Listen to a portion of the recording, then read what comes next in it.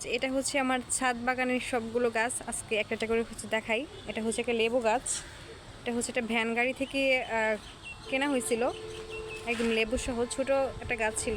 গাছটা এখন মাশাআল্লাহ বড় হয়েছে, প্রচুর লেবু আসে, যদিও এখন লেবু নাই। এটা হচ্ছে একটা আম্রপালি গাছ, আম আসবে কিনা জানি না, কিন্তু গাছটা মাশাআল্লাহ খুব সুন্দর। এগুলোতে হচ্ছে ড্রাগন ছিল, এখন নাই।